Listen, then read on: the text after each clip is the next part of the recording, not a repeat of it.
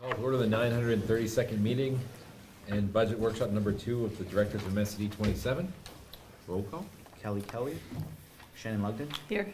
Katie Lubasser, David Susi, here, Tanya Bazid, Here. Toby Jandro, Here. Sarah Ashley, Here. and Maddie Morno. Here. Some adjustments to the agenda, We Ben? do, so we'll be using the white agenda that I put on your table. There's 3 adjustments under new business retirement. We're gonna remove the second retirement, it is crossed out on your copy. Under new business resignation, we're gonna table that second resignation. And then under new business transfers, we're gonna add a number 1 transfer of JMG health teacher.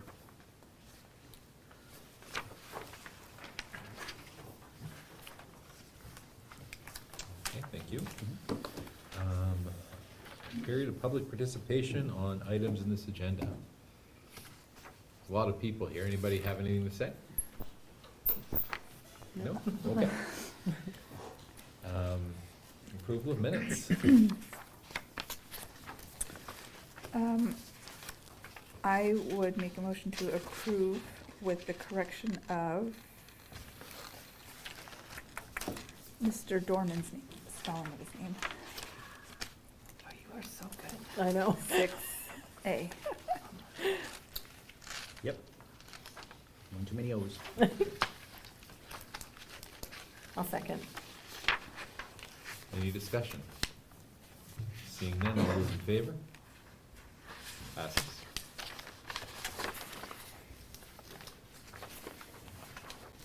Approval of financial statements. We have some statements here that Lucy's provided us.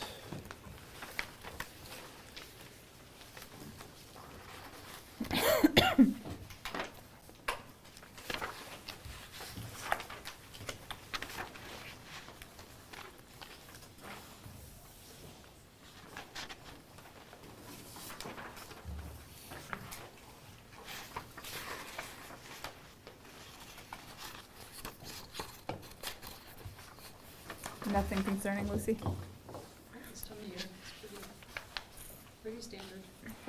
I'll make a motion to approve the February financial statements. I'll second. Any discussion? Seeing none, all those in favor? Unanimous. Superintendent, Ben. So in your packet, you have the DOE snapshot data from school year 2022-23, last school year. So every spring, our students in grades 3 to 8 and grade 10 take the NUIA assessment, and it counts towards our annual assessment for the state, as well as all of the data the state collects from us throughout the school year, and they provided in a comprehensive snapshot. So I'd like to go over that snapshot with you, starting with the first page of that first packet. Looking at this one right here. That first page is just a snapshot of our data, of our district, the number of schools we have, the grades, the number of students, teachers, our chronic absenteeism level, and then per pupil spending. Going on to the next page is a breakdown of total enrollment. So you'll see how many males versus females, and then our racial ethnic student grouping numbers, as well as our economically disadvantaged counts and our students with disabilities count. And then at the bottom, you can see the spread across the grade levels. Again, this was for last school year, not this school year. If you have any questions, just stop me as I go. Page 3 is the per pupil spending. So it shows a breakdown of our funding sources for operating schools, and then our personnel and non-personnel spending, and then it has just a breakdown of all those as well. Our per pupil spending is $17,389, which is below the state average. The state average is $23,920.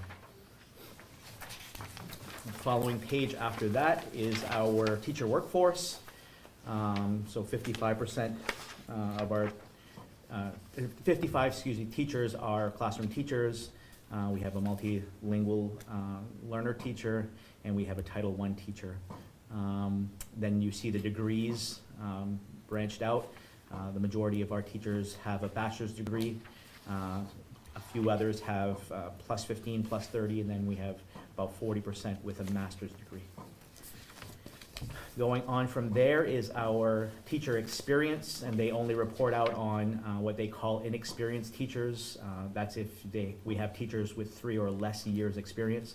9% of our teachers, or 7 teachers total, have 3 or less experience years. The rest are all experienced teachers.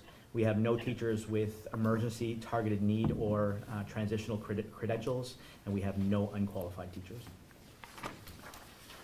The page after that is our support staff count. So we have 41 support staff, what we call educational technicians. There's a breakdown of how many Ed Tech 1s, Ed Tech 2s, 3s, and then the library media educational technician. Following that is our chronic absenteeism counts. We are a little bit above state average at 24.7%. However, it has been going down steadily since COVID, which is good. This is something that we talk a lot about and have made efforts to try to, educate the families about the importance of not being absent. Chronic absenteeism is defined as missing school 20% or more of your school year is considered chronically absent, whether or not you're excused or unexcused. If you miss 20% of your school year, you're deemed chronically absent. Ben? Yep. What's the number for the economically disadvantaged? Does it tell somewhere? Did I miss it? Yes. Okay, don't answer it. Don't worry about it now. I'll look and find it. It's on page 44, I think. It's on page 2. Oh, it's on page 2. Yep. Thank you. You're welcome. I looked for it earlier and missed it completely. Oh, I meant like the amount of money.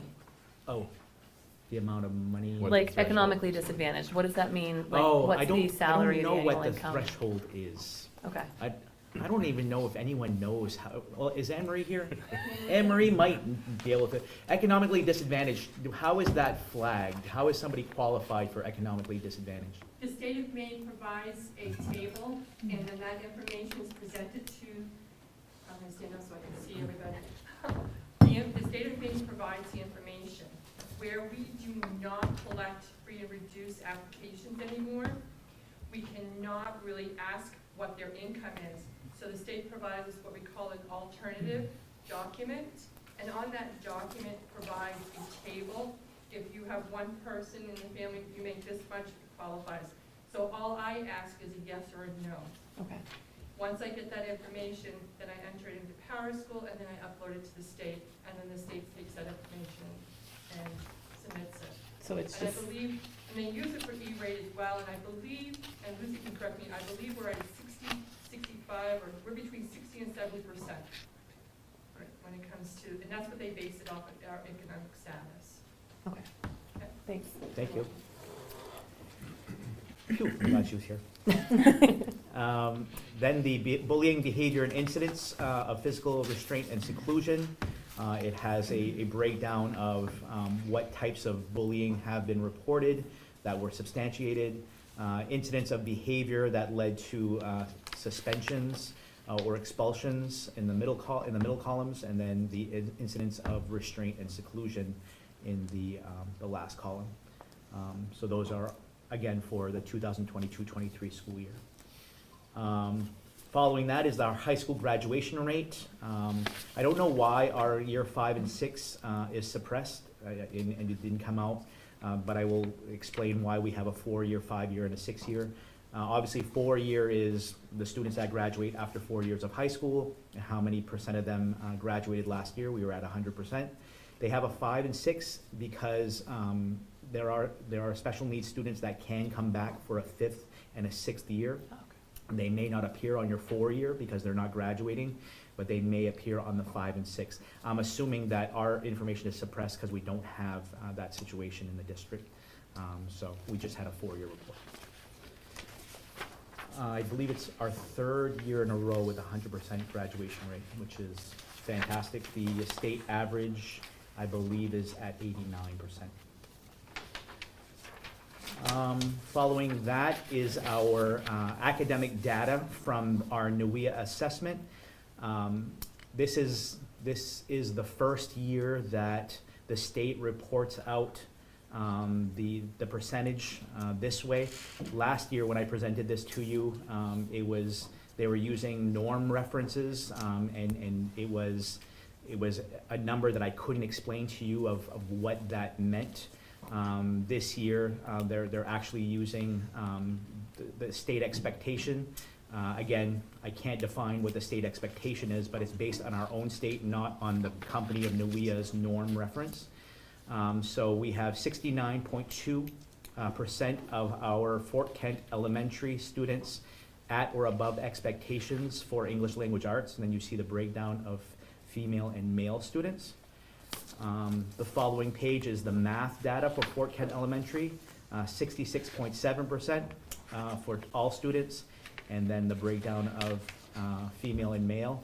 And again, this is grades 3 to 6 at Fort Kent Elementary School. It does not, we don't assess, or they don't collect the data for below grade 3. On the following page is the science data, and we're at 25.5% at or above state expectations for science.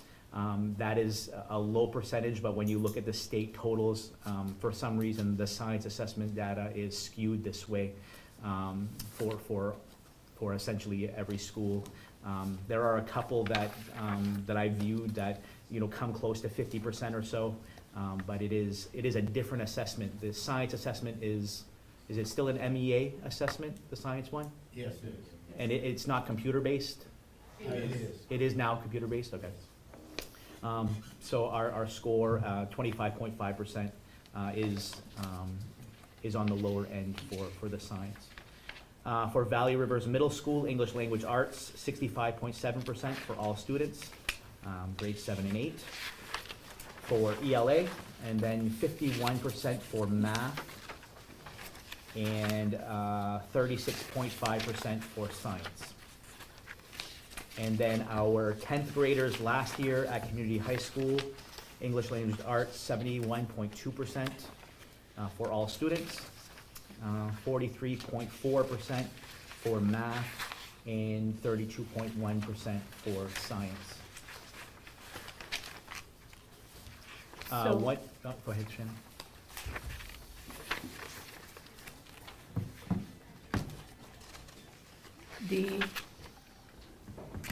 I know that you can't speak for all the teachers, but from what you said about the testing, is it sort of the opinion of you and the teachers that the students know more than they're showing? Or that more students know that minimum amount? Or are we really, when you look at, there's 63 students and 64% of them are not at or above expectations for science. That's a lot of students. Yep, I am of the opinion that students, and my administrators or teachers in the room can correct me if I'm wrong, they check out during these tests. They do not give it. So it's a test issue, more of a test issue than an actual learning issue. So if you were to speak to our science teachers, what performance-based the students are giving them with performance to their assessments in the classroom probably do not match this. But I'm not a science teacher, so I can't speak. Right. But I do think that test fatigue is a real thing, and I don't think that students give it their 100%, especially on the NUIA assessment. When they see it multiple times a year for multiple years, by the time they get to grade 10, they're not too amped to take that test. So are there assessments that our teachers are giving that could show us and the general public here? Is there a way for us to get behind that and speak with authority and say, no, this test, yeah, I see this data, but it's not accurate because X, Y, and Z? a teacher can give you, I mean, can demonstrate, you know, their pre-test, post-test processes. Right. And see, you know, kind of growth happens between that. That's something that they could provide. Do we have a one-size-fits-all for everyone? No, it would look very different for all of them. Right. I think when we get into the next packet where we do some comparable to Yeah, other I saw, schools- I mean, we look kind of normal, but that's scary too to me, like, jeez. Yeah, so it's hard to say, it's hard to base something on a test or, Right, you know, we can so I'll give you an example. We were demonstrating some similar information at another school board, and a principal had provided some STAR assessment data that showed that his school was stronger in reading, English language arts than math. And then when we provided them the NUI assessment, it was the exact opposite. Two different tests showed two different strengths, so it's really hard to say. I think anytime we put too much onto one thing, it's hard to know what the truth is. I would agree 100%. I don't want to hang the teachers over these, like, I didn't want to come off as that. I hope that's not. Oh, no, but it's all valid, you know, and Right. it still gives us time to reflect on what we're doing and where maybe we need to improve things. I think science is a conversation, you know, that we're definitely going to have across the grade levels, because no matter if you're giving it your all or not, we shouldn't be, you know, showing scores this low in one content area when we can demonstrate it in the other content areas relatively well. Again, if I look at, you know, CHS, the math, you know, that's on the lower end, and I know that Mr. Collette and his team are having conversations around some curriculum adjustments for upcoming years, where we need to bring in some different type of math to bolster this up. So it is good information for us. I just don't know how much to put into it. Yeah. I think in the abstract, it's one thing, like it's just paper right here, but when we compare it to other schools, if we find ourselves significantly deficient compared to the average in the state of Maine, I think we need to, I think for me, that's what matters, is how we stack up in our own backyard. Yeah, I mean, that matters less to me. I want to make sure that our students are learning what they're supposed to learn. Well, no, but the You know, raw like, score if that, this is what we say, this is what a student when they end sixth grade should know, and our students are only learning 30 to 40% of it, that's a problem. Now, if this data is skewed because the test shows they know this much, but really our teachers are saying, no, they know this material, they know, you know, 70 to 80% of it, awesome. Right. And I don't care, I mean, I do care about the other students in the state, but but what I really care about is the 63 that we're talking, you know, these 63, I want to make sure that as many of them are as educated as we can get them. Yep. And so, that's, I was just drawing the distinction, this by itself doesn't mean much. right, no, absolutely, But compared to other right, communities, if we were the only ones scoring at this rate, we'd be having a different discussion. But I looked at this before, and we're yeah, all kind of in the same pack, which is yep, an interesting piece of data. And I'm with you, I think I think what would be ideal is if we ever get to the point where we could integrate, because I know we have curriculum, our curriculum is digital, like we can point out all of our goals for all of our students. It'd be really nice if we could somehow align them with our STAR data so we can see how we're doing as we go. Yeah, and we can do some of that alignment, and Sharon can speak to that maybe at another meeting. Yeah. You know, one thing that I have to, you know, say is that we are a proficiency-based district where students have to meet proficiencies in those standards in order to move on. right, So at some point or another, students have met proficiencies in order to go from grade 6 to grade 7, grade 7 to grade 8, with remediation, with acceleration. right. But they're meeting those standards in order to graduate, because they have to meet all of those graduation standards. But that's never gonna be demonstrated in this. Ben, can I mention something about the MEA test? They Sure. just changed that 2 years ago, and it's a 3 one-hour sessions in a row. Last year, our middle school teachers really had a chance to look at the questions as they went, and found that we really weren't teaching enough physical and earth science at that level. So our scores were pretty, you know, low because of that. And since then, we have changed our curriculum to include, you know, more of the earth and physical science as well. And then even then, if you look at the NUIA, our scores are pretty decent. You know, those tests are about an hour each, an hour for math, an hour for, you know, the ELA. When you come take a look at the science, like I said, it's 3 one-hour tests back to back, you know, one day. It's a burnout test.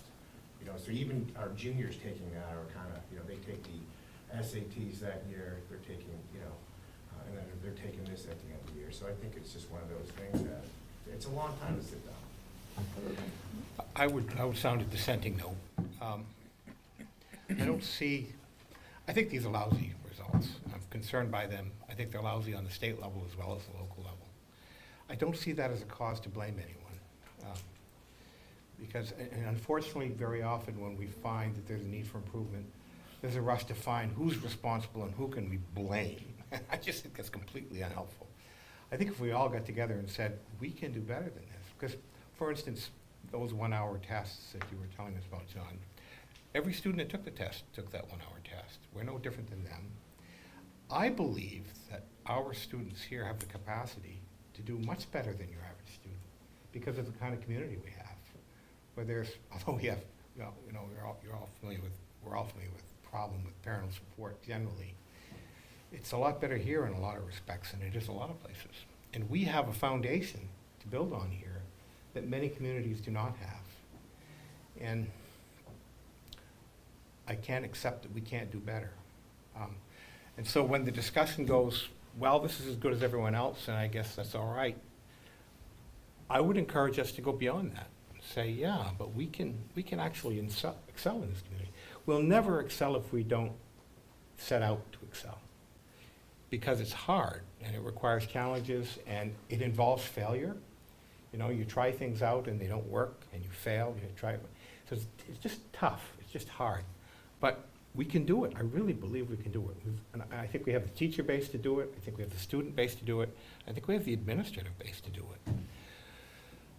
I think we're not doing it because we don't set out to do it. And that's just my theory. But, so when I hear comments about this saying, well, you know, it's roughly according to state averages and so forth, I guess my reaction to that is, yeah, but we should be doing better than the state. And then when I look at the world at large, you know, on the state level, we're doing this, national level, the international level, we're 38th. Or is it 38th, Ben? 100? We're really, really low, the United States is. And our competition in Europe, in Finland, in South America, in Cuba, places like this, really beating us up pretty bad. Which suggests to me we can do better. Because I don't think there's anything inherently wrong with us. It's just we haven't figured out what the formula is.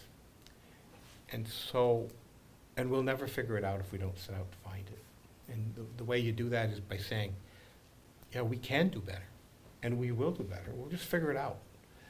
But if we say, no, this is good enough, we'll never do better. So I understand that's a dissenting voice, but I feel very strongly about that.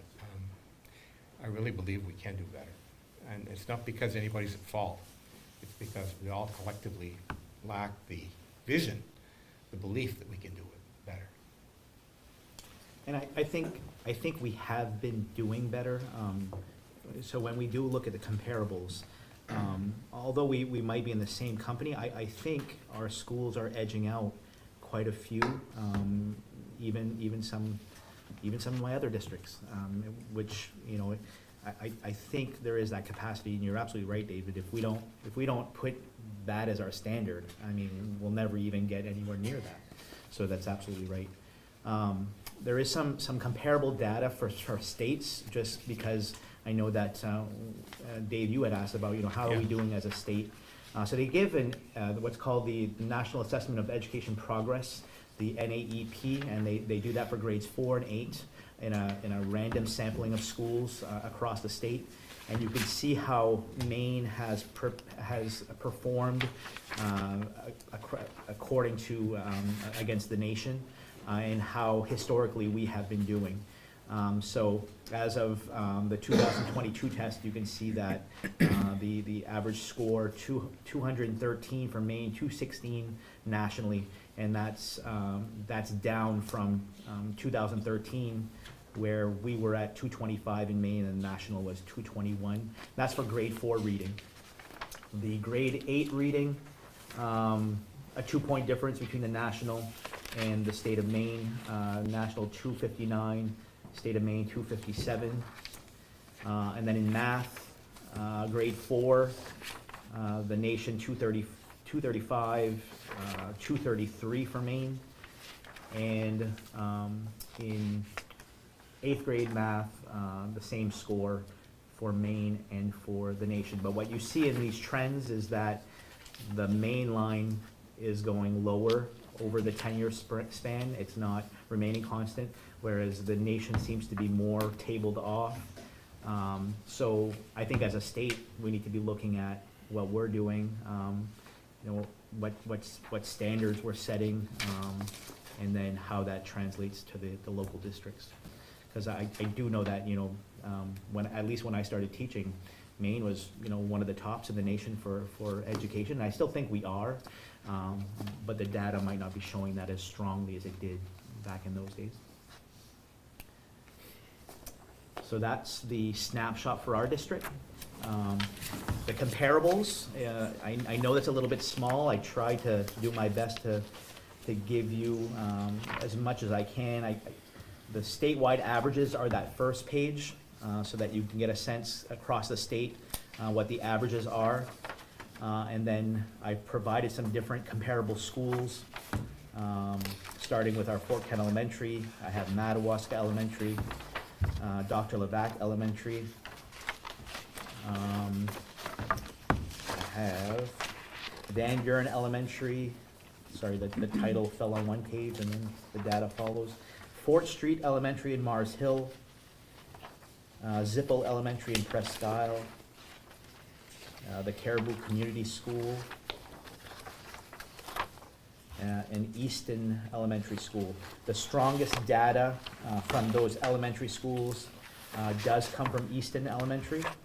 So I will be speaking to my colleague Mark Stanley and find out what their secret recipe is there, to have those strong scores.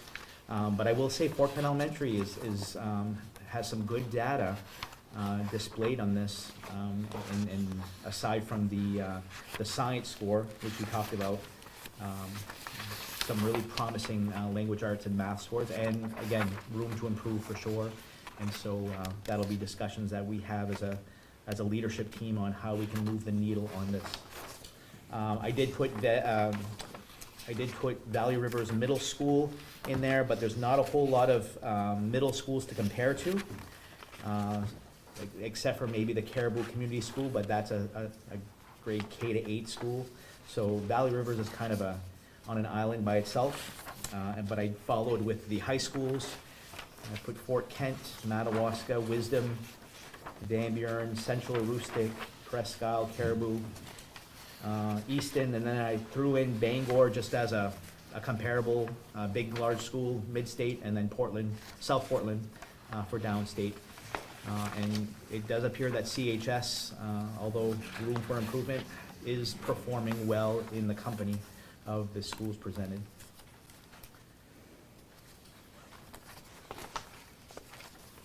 I don't know if that's helpful to some of the data you were looking for, Dave. It sure is, and I thank you very much for that. I think it was very responsive to my request. It's exactly what I had in mind. Okay. Appreciate it. I know it's a lot to digest, so if you guys have follow-up questions after you get to, dive into this a little bit, I can absolutely follow up and provide you anything according to that.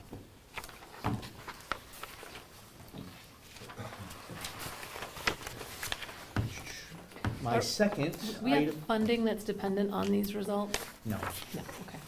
I mean, we have to take it, and Right. the funding would be determined on that. But there's nothing like saying right now that if we don't figure out how to make our test scores show what our children, what we believe our children actually do know, Right. we're gonna lose funding. No, in fact, they'll throw more money at you the worse you do Oh, even better. on the school. Perfect. They'll put some school improvement. The scores money. keep going down. Can't understand it. Sadly, that's the truth. How can we make those 3 hours more miserable? They're more concerned with the participation rates. They want to make sure that our participation rates are, you know, are as close to 100% as possible. But we don't get any reward for doing well. March 15 Valley Unified Workshop. We had our workshop the last Friday, a few Fridays ago. It was a wonderful event. We had Carl Hooker, who's a guest speaker on many things in education, but he's really big on AI in education right now, and he really did a nice job setting the tone with the staff. That was it was non-confrontational. You know, he understands that in that room there's pro AI people and negative AI people, and you know, and everywhere in between. So, and his message was good. You know, be where you're at, but let's make sure that we understand that this isn't going away. It's going to be part of all of our lives moving forward. The AI today is the dumbest AI that we'll ever see in our lifetime. It's only going to multiply times a trillion over the next, you know, years. So it was good for some staff, especially those staff who were really reluctant to even have the topic. And they came out saying that was really good workshop. The breakouts for the day between Carl and our other guest speaker were well done, and staff, you know, got to do a lot of great things. They got some great tools. I mean, more tools than I've ever seen delivered at a workshop, where staff could, you know, go and try out different things. They had some activities at the end where staff were encouraged to use the technology. I had about 55 requests to buy all this new software at the end of it, so we said, hold on, let's put the brakes and let's just, you know, let's think about this carefully. But it was really, really great workshop, and it was nice to have all the Valley Unified schools together. We hadn't done that since pre-COVID, so that was wonderful. Any questions on the workshop? And then my final report out to you is on the outdoor learning grant. There were 113 applications, and they awarded 65 grants. All of the grant applicants were put into 3 groups. Group 1 was 0 to 55,000 requests. Group 2 was 55 to 100,000, and Group 3 was 100,000 to 797,000. Of the requests in Group 3, 19 were selected, and the point totals were anywhere from 95 to 80. Our application was 79 points. We were 1 point away from being funded. We were the next one. And I will say that there was a school project, I believe it was South Portland, got that 797,000 grant. I think they were a little selfish, because if they would have had a little smaller, then we probably would have been funded. But we're not getting funded under this round. So we're a little bit disappointed, but we understand that there's a process that needs to be followed. Other than that, I have your administrator reports from Mr. Doucette, Mr. Anderson, and Anne Marie, and they are all here if you have questions for them.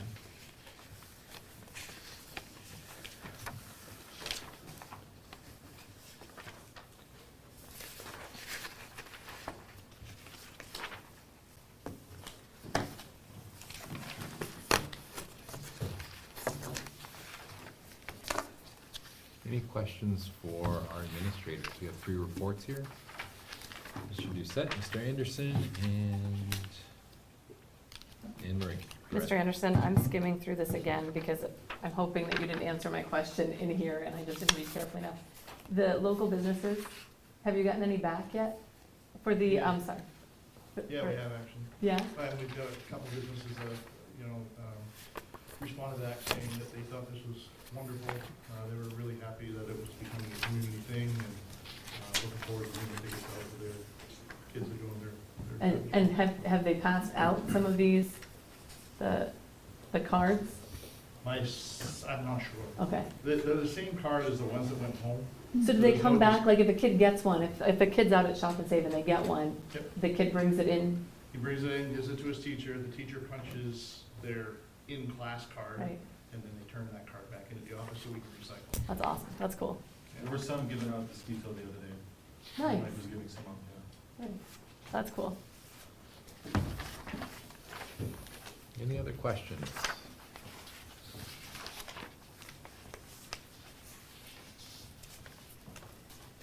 Thank you all for your updates.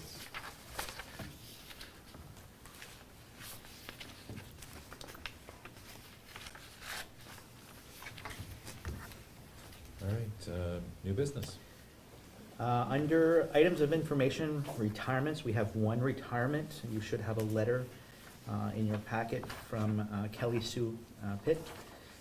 Kelly is announcing her retirement after 32 years in education. She's been with us for 18 of those years. She's thanking Mr. Neto and Ms. Jill Kelly for their guidance, and she's, really respectful of the opportunity. And so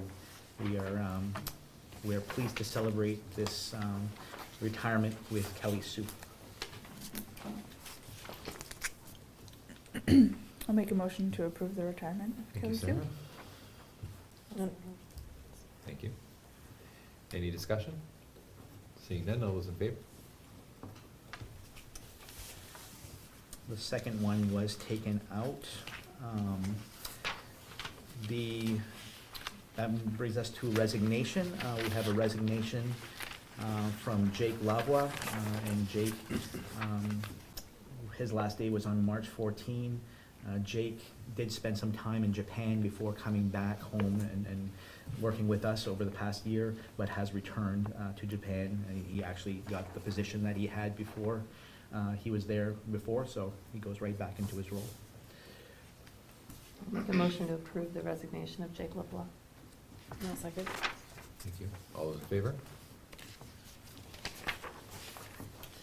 We're gonna table the second resignation that was on there. Transfer, this was an addition. You'll see a transfer notification letter from me to Michelle Charnick.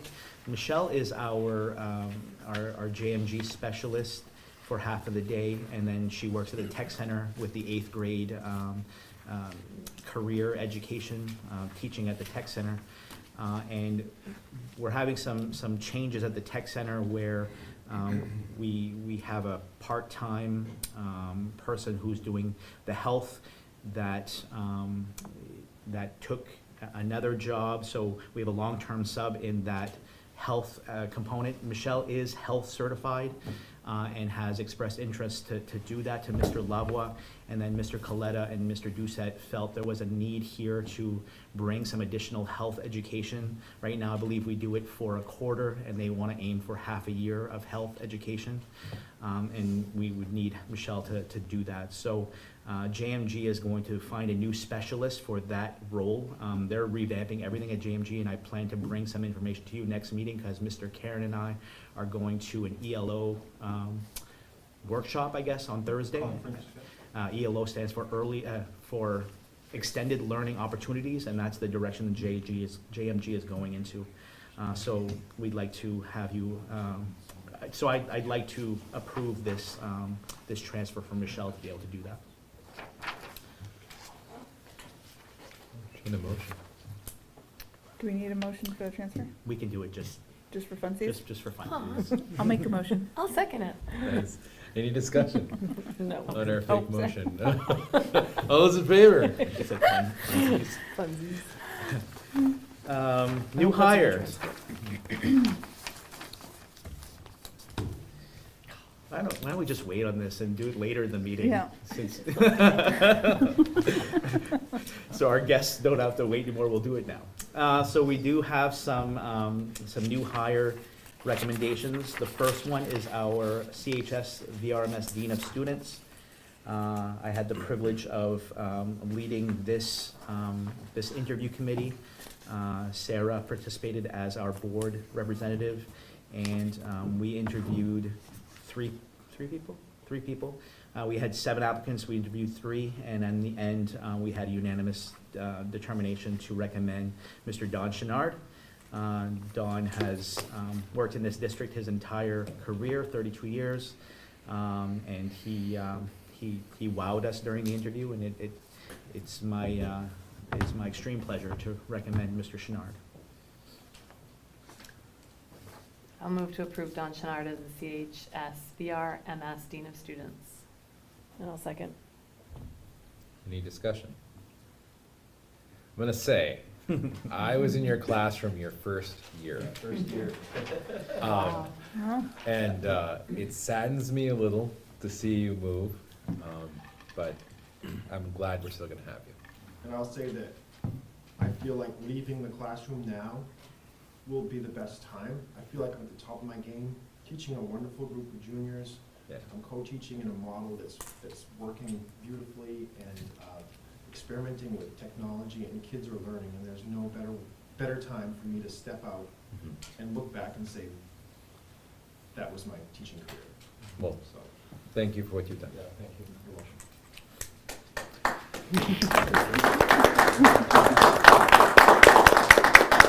All right, all those in favor?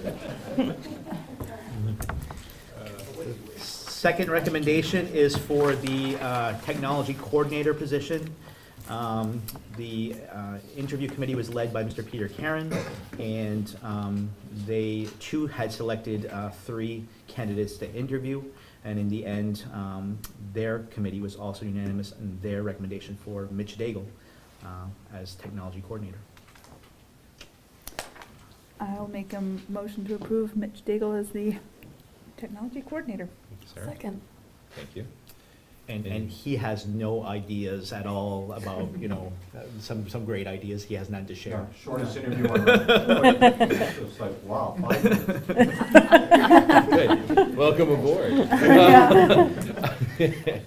All right, all those, any discussion? So does that mean you won't be teaching at the tech center? Sadly, I will be leaving my position at the tech center. So all those applicants you got, please send them to Mr. LeBois' way. He is a little nervous about this year, how that's gonna go, but we'll find somebody good for him. So Thank you. I'm very excited to get started. No ideas, none whatsoever. It's not like Perfect. AI is gonna change education. Not like technology doesn't drive anything nowadays. So it's gonna be easy. So, any other discussion? Seeing none, all those in favor? Unanimous? Our third position is for our physical education health teacher. This committee was led by Mr. Coletta, and they interviewed several candidates as well. And in the end, they were unanimous as well to recommend Mr. Scott Pelletier, who comes back to us after some time at SAD 33. I'll make the motion to approve Scott Pelletier as CHS VRMS physical education health teacher. Thank you. Any discussion? Welcome back, Scott. Yeah, thank you. All those in favor?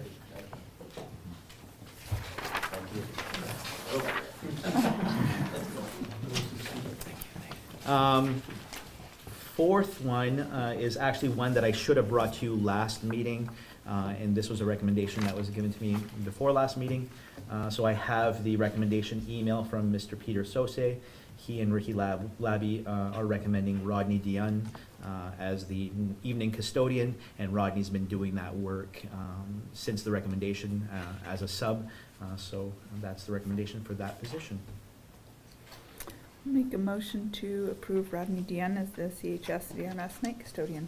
Thank you, Sarah. And I'll second. Thank you. Any discussion? Seeing none, all those in favor? And the final one is for an FKES Educational Technician 1-on-1. And Jill Kelly and Mr. Anderson are recommending Maria Flores as the Special Education Technician 1-on-1. Maria has been subbing in that role and has been doing a very good job, and they had no reservation to recommend her for the position. Fantastic. Make a motion to approve Maria Flores as special education technician one-on-one at Fort Kent Elementary School. Thank you. And I'll second. Thank you. Any discussion? Seeing none, all those in favor?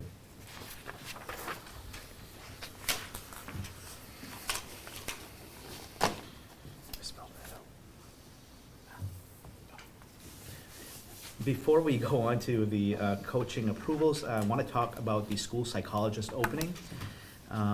That opening has been with us for over a year now, and we're simply not getting any bites. We do have a plan in the works. One of our employees is on a track to hopefully become a school psychologist, but that's several years out. I believe it's 3 years out. So in the meantime, Ms. Jill Kelly did have a recommendation, because that is a funded position that we're not tapping into, and she has a need. Right now, the need to conduct a lot of our evaluations, especially in the speech language realm, has become cumbersome. And so we actually have 2 contracted services in order to stay afloat. We have one with 2 independent school pathologists in addition to our own hire, and who has maxed out on her caseload. So Jill is recommending that we change that posting from a school psychologist to a speech and language pathologist. So we don't contract those services, and we actually hire our own if we are able to do so. I don't know what your thoughts are about that, but that's the recommendation that Jill has. Sorry, Ben, I swear I was listening. So we want to change, we have an open listing for a school psychologist. Yep. We want to convert it over to a speech pathologist from there. Are we giving up on the school psychologist? No, we're just tabling it for a time being where one of our own can get there. Mhm. Okay. There are school departments across the state that cannot find a school psychologist. We had a unicorn that fell in our lap when we had Manuel, but it's very rare. I believe the only school district in Aroostook County that has one is Prescott. And we needed a speech pathologist for some time as well, right? We've been contracting out on that. Yep. Yeah, Amelia's caseload has been maxed out for the past 3 years, so we contract in order to supplement, and it's just not sustainable. I can say from my experience, like, speech pathology is really, really important, especially with some of the younger kids, where you can identify problems before they become acute. Yep. So I'm full support of that.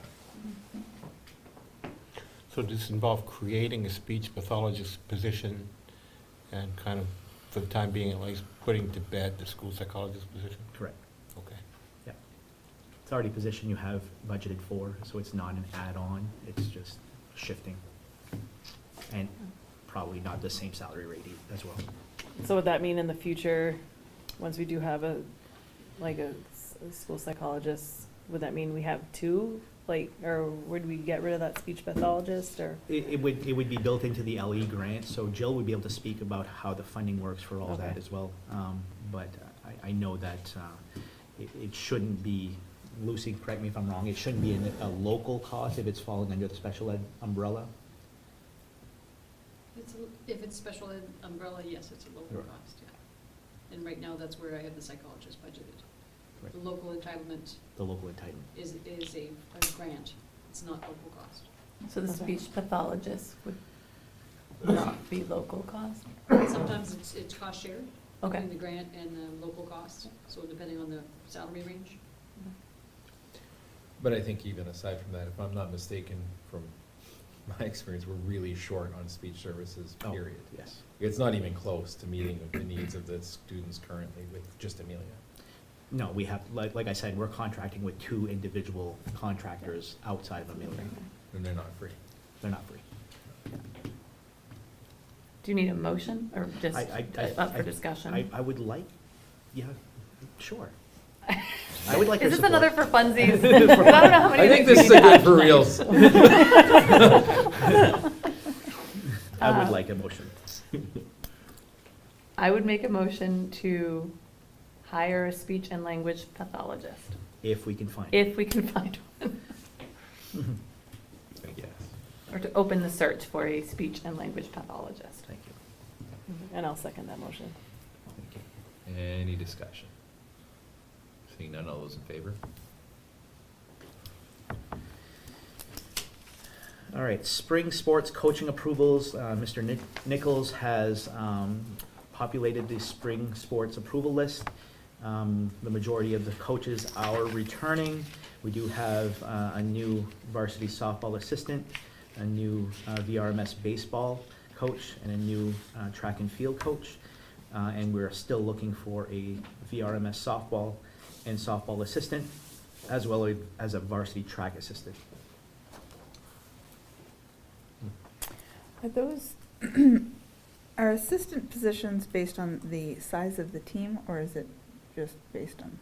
It's Okay. based on the numbers. So if they of- get over a certain threshold, Yeah, yeah. And because every student in VRMS wants to play every sport, we typically have a lot of assistants for VRMS. yeah. As we still don't even include our sixth graders, right? Do we? And so we have high numbers with seventh and eighth graders. That's great, though. You don't Yeah. include sixth graders just for spring sports? We haven't, Hmm? our numbers have been really high, Yeah. yeah.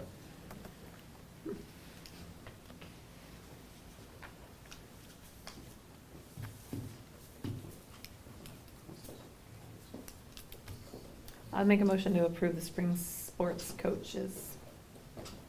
Sorry, I was out in space. Yeah, that's all right, I made the Make a motion. second. I'll go with, For I'll second. realsies. For realsies. And I'll second Any discussion? Shannon's motion. All those in favor? Snow removal bid and trash removal bid. You currently have the summary in front of you. The snow removal bid, we had one bid. For this current year, for this next year, he's bidding the same amount as this current year, so no increase in cost. There had been an adjustment that we had approved last spring for this current year, because he had incurred a lot of extra costs in fuel. But he turned around and bid the same price, the lower price for the next year.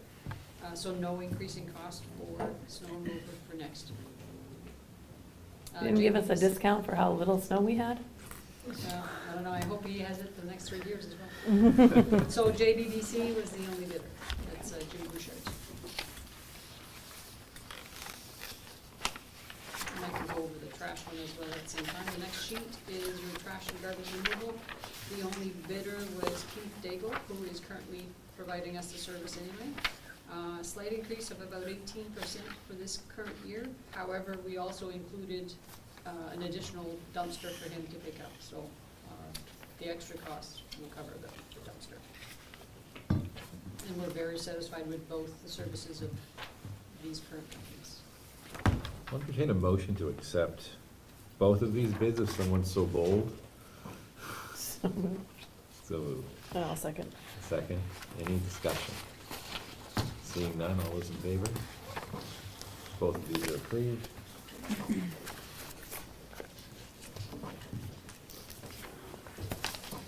So, when I read the headline on this, it says consideration to forgive one student day. Oh. And what I heard was consideration to forgive one student day, like it's a holiday, like we're gonna forgive one of these students for all the bad things they did this year. Like an absolution, it's awesome.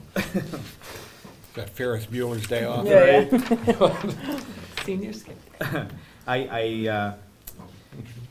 This last snowstorm was my fault, by the way. So Mr. Neto tells me.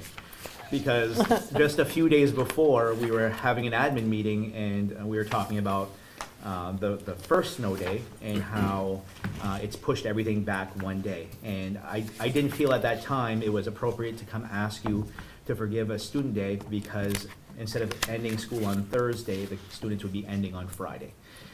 So I felt that, there's no need. Now with the second snow day, that last student day rolls over to the following Monday. And we're not gonna have a whole lot of students that come to school on that day for an early release. So what we're asking you to consider is, because the state statute says we have to have 175 days, we have 176 days. I'm asking that you forgive that last student day, allow them to end on June 14. barring any more snow days. And so they would end on that day. The staff would still have to make up their 2 days as workshop days the following Monday and Tuesday. So that's the ask. I would make a motion to approve the elimination of the 176th student day. I'll second. Any discussion? Seeing none, all those in favor? It's unanimous. Thank you.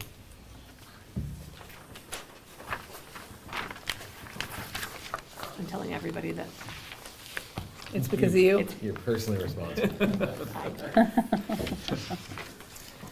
My kids had already told me they weren't gonna go anyway. I was like, really? Okay. As a side note, that was very challenging last year because that's the first day of the pitch soccer camps. Mm. So all of the kids ended up, they actually, the coaches from Dutch Soccer Academy were nice enough to push their start time back so the kids could still make that day. But that was a real challenge for all of us with kids in that, so, Mhm. thank you. You're welcome. Again, we're not out of the woods yet because this is northern Maine, so. Yeah. It's That's this weekend. Great. So I'd like to take H out of order and put it after the budget workshop, if that's okay. Okay. Sure.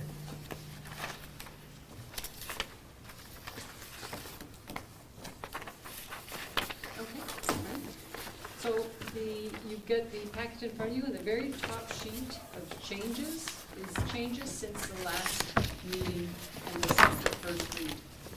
So at the first read, we had total expenses totaling $15,548,920.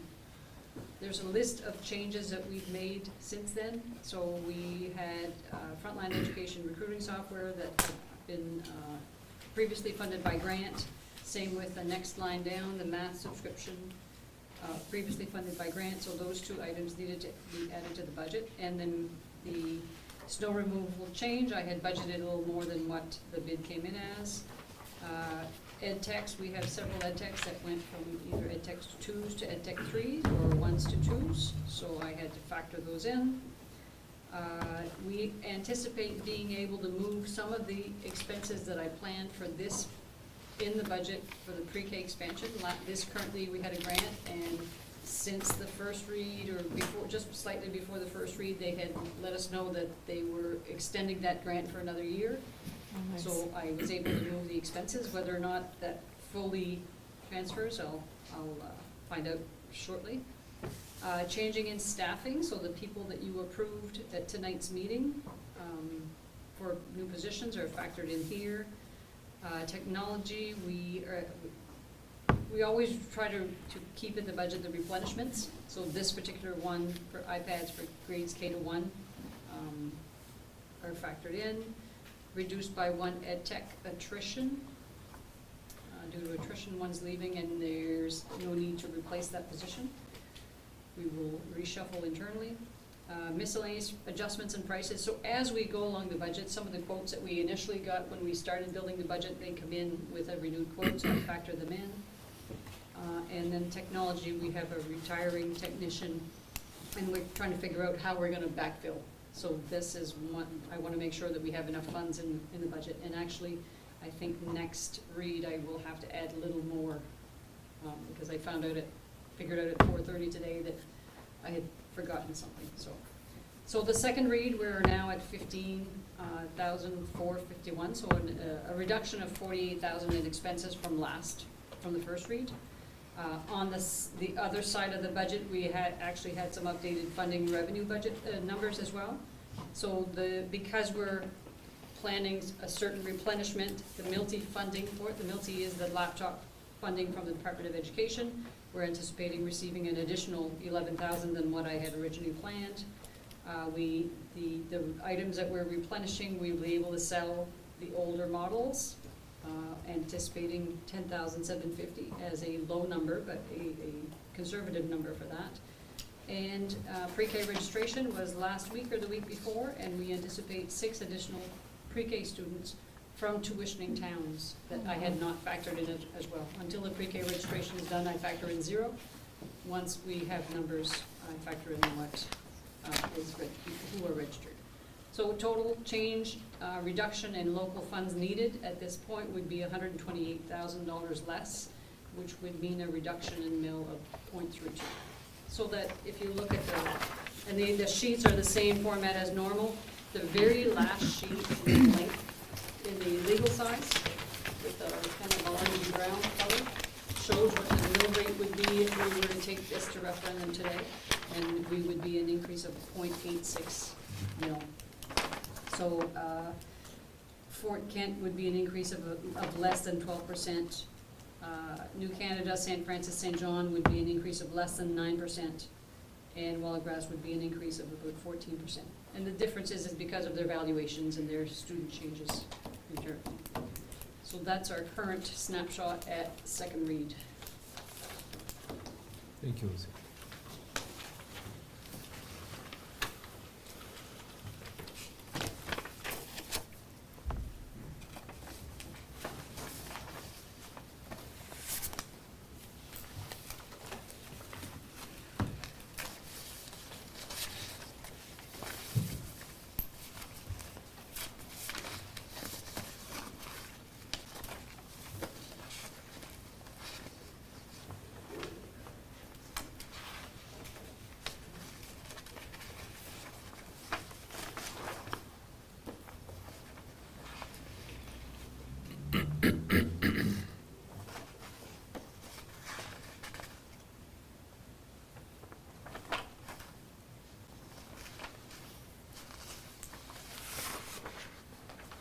We are anticipating word from Anthem Blue Cross of what their, I think they're meeting tonight or this week on what their maximum rate increase will be.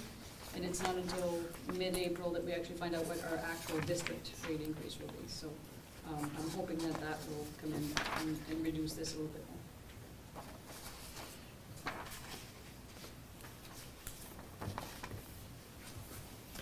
I wish I owned a business that calculated its maximum rate increase and then told you you're gonna pay it.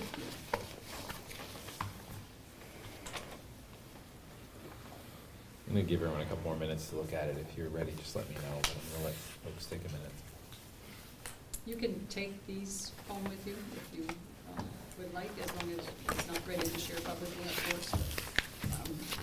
But there's nothing in there that is confidential to the point that you can't share.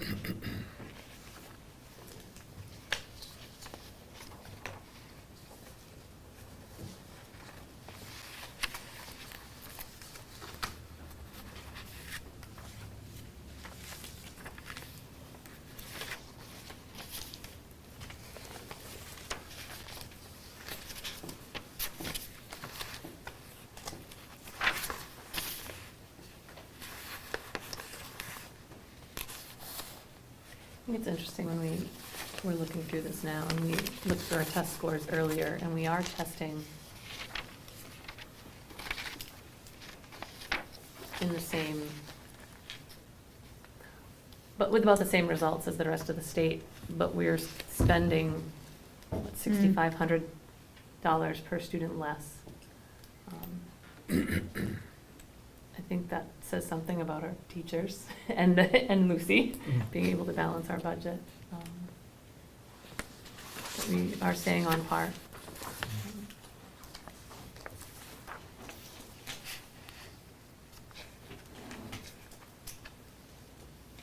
So those 7 inexperienced teachers, it's gonna change pretty quickly here. Yep. Yeah. And it's interesting because more new teachers are not following a traditional pipeline anymore, you know. Kind of laterally? Yeah. Yeah. You know, there's very small, although we've had some recent graduates here at CHS that went to a teacher preparation program. I think over the last couple of years, we might have sent 6 or 7. So hopefully they're coming back to apply for our vacancies. Yeah. Yeah, I think I suspect we're gonna have a wave coming here at some point. Yeah. So, Just to clarify, Shannon, the state number that's there is the total cost per pupil. the state, the number that you see on our mill rate sheet is our local cost per pupil. So the cost per, our actual cost per pupil, including state and local share, or whatever, is, Oh, I was going with the numbers on the front of the testing sheet. Are those the not the same? 17,389, Yeah. that's the, That's different. no, that's the calculated, that's the one that in 22-23 statewide. Okay. Yeah, that's based on all our reporting, yeah. Okay. But the, I thought you were looking at the amount on the local state share.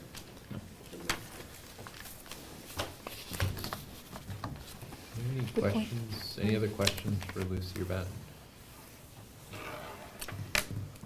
We had set aside money at some point, the facilities committee, for like rainy day project type stuff. Remember? My memory is awful. We have, We used that for something? we, in the budget, we do have a pot of money that we, instead of naming all the projects, Mhm. we're setting aside a pot of money. So, last year was 100,000. Right, Cost increases, I've actually upped that to, I believe, 120,000 in this budget, might even be 140. Other than that, we did set aside some funds, but I think it was for reducing tax assessments, not necessarily facilities facilities, projects. okay. But I'll double check for next reading. Oh, yeah, I don't remember the, That was a couple of years ago, right? Yes, that was yeah. with I- Keith. And when Keith was here, I remember this, yeah. Because there was a real debate on how much we keep, how much we lower taxes by, Right. and I think everyone That's was. when we had additional state funding. Yeah, Right. and that was involving like something with a hole out back, and it was like, it was, I don't know why it was tied in with like the drain in the backyard or There was- something. There was, well, I think there was projects that like, it would be nice to fund as opposed to try to get them done between end of school and the end of the fiscal year. And that's why we changed the way that we're asking for money in the facilities section. Right. Because if we ask for a specific project and then we're unable to do it, it may not be feasible. However, if I give the facilities department, say, hey, you've got $100,000, plan your year, if they're planning a project that can't now be done, they can use those funds to do something different. Right. It makes it easier. Yep. And there's oodles of projects that need done. Well, and The list is endless. so one of the things that I've been thinking of is we talk about in this building, you know, plumbing and electrical. And I guess my thinking is, at what point do we wait for, you know, all to break loose before we attack some of that stuff? Or does it make sense to try to pick away at it? Can you pick away at it, or is it a overhaul? I don't know the answer to it, but it would be nice to not be scrambling when something does happen, which it will, because I feel like we're on borrowed time with some of those things. Yeah. We do have school revolving renovation funds that were just approved, so we have a project for replacing a few doors and controlled access points for Mhm. both of the buildings. Mhm. That will be the top priority project, and then the, you know, the critical ones are in school. Once we have that lined up, because there's only so many workers in the area. Right, right. That's one of our That's- challenges. Yes, that's a huge issue. The DOE is doing a facilities study right now, so they're sending consultants all throughout the state to walk through every school. And we had a gentleman here last week, came through our schools. It's not an inspection, but just, you know, walking with, so he walked with Ricky, and he basically said, what's ugly? What are you nervous about? So some of those things they talked Hmm. about. And so they're doing that statewide in an effort to change the school construction funding process. Right now, you know, they're funding 7-8 projects every 3-4 years. It's not doing anything to change the state of, you know, what they'd like to look at is more renovation funds where, you know, if you need to replace a wing or you need to replace plumbing, and, you know, very Right. specific, rather than tearing down schools and rebuilding schools, target what schools need. So we're hopeful that maybe that'll help. And it would be nice if they were a little bit more open to what do you need, as opposed to, okay, you have to target whatever Right. someone somewhere thinks is Yep. important, and if we don't need new windows, then you know, you Right. don't get any money this year. Right. As opposed to, we have electrical and plumbing things that, The model. we just keep hoping that that's not their big one next year. The model's really weird. I was down in Augusta for something when Frenchville was talking about rebuilding after the fire. And it was shocking to me, the relative youth of some of the schools that were on the list to be replaced. Yep. So it's kind of this really weird situation where it's like a spoiled child with a device. Mm. You'll replace their device if they treat it badly. But if you treat it well, they're gonna have like the iPhone 3 forever. And we have the iPhone 3 forever, because we've taken care of our device here. And the schools that just trash their schools get a new school. It's really I think that's what they're looking to address, is that problem where, why don't we invest in the people who are doing the right thing and keeping their schools, you know, up to snuff? Yeah. I was really surprised at the age of some of the schools that were needing full replacement. Mm. I mean, built in my lifetime. It's kind of like giving extra funding for poor test scores. Yes. Yeah, right, yeah. Yes, there's some interesting metrics there. I think they're all doing very bad at their math components. We don't teach economics anymore, do we? No. Okay, I'm gonna, any questions for Lucy? Dave, I'm gonna call it, sorry. You're gonna call what? We're gonna move on to the next thing, you're still No, looking. go ahead. All right. So we were supposed to go into executive session. Before we do that, I want to take a moment to, Kelly's not here, so I'm going to thank her in absentia. Kelly stepped up and agreed to take a spot on the school board when there was a vacancy when Keith left. Kelly came forward and gave it a whirl. I talked to her a little bit. It's a lot of work for her to manage that, and a couple small kids, and a dad who's working in the woods. And I mean, I know you're working with very similar situations, so I'd like to first thank everyone who's doing it despite the difficulty, the people who are here. Kelly, you're not here. Thank you for taking a shot at it. It was commendable to do something that you hadn't tried before and was outside of her comfort zone, so I want to thank Kelly for that. And then Sarah, provided the whole town doesn't go out and vote for her, written in as leaving us, and I want to just take a moment to thank Sarah for her moving now. service. It really is appreciated, Sarah. It really is. You've been a pleasure to work with, even though you're a pain in my ass sometimes. It's been a pleasure. Or maybe to- because you're a pain in my ass. Yes, I think that's probably more appropriate, yeah. So thank you, Sarah. You're welcome. Thank you, Sarah.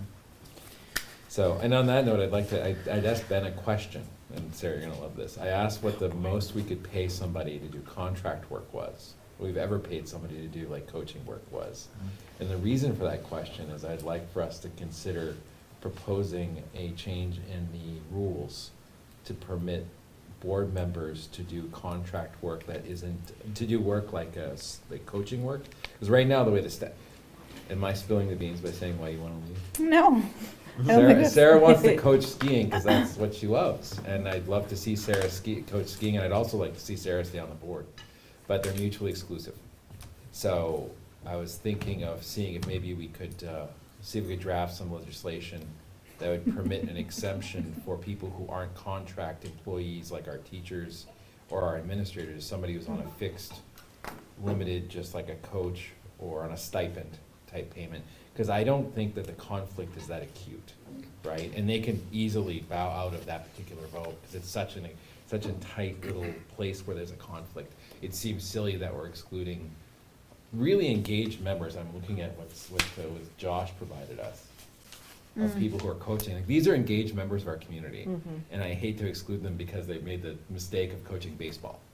Like, that seems foolish to me. So I was gonna posit this to Ben, and I guess I'll float it out there. It's not really on the agenda, but I think it's worth investigating, and I'm guessing other school districts probably feel very similar. It seems silly to exclude somebody because they're coaching skiing from being on the school board, so. Yeah. I mean, they took a leap a few years ago when they allowed for volunteerism, right? Because before that, school board members couldn't even volunteer. And then they changed that, so I'm hopeful there's momentum there. I imagine as long as they're not collective bargaining, I don't feel so bad about it. Like, I can understand if you have to vote on your own contract, that would be bad, but I don't see any problem with coaches. So I'd like to, I'll talk to Ben about it, see if we can get somebody to draft something up from Drummond Woods, and I'm sure it would be great. All right, with that, I I need a motion to go into executive session. So moved. Second.